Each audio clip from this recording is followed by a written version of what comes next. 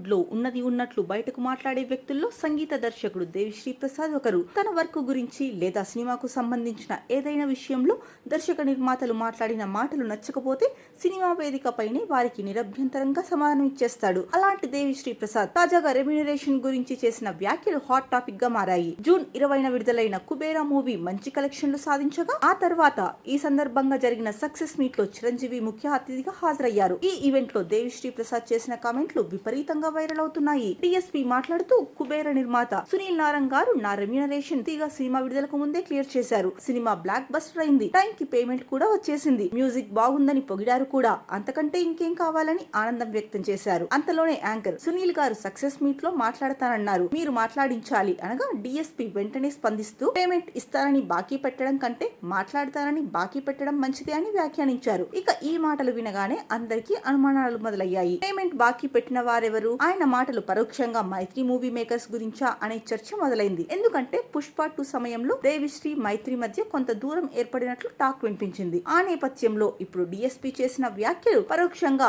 Allu Arjun Sukumar team కి సంకేతంగా అనిపిస్తున్నాయి. అయితే దేవిశ్రీ ప్రసాద్ స్పష్టంగా ఎవరి పేరు చెప్పలేదు. కానీ టాలీవుడ్ వర్గాల్లో మాత్రం ఈ కామెంట్స్ ఊపందుకున్నాయి. మరి దేవిశ్రీ ప్రసాద్ వ్యాఖ్యలు వైరల్ అవుతున్న నేపథ్యంలో డిఎస్పీ క్లారిటీ ఇస్తాడా లేదా అన్నది కూడా ఊపందుకుంది.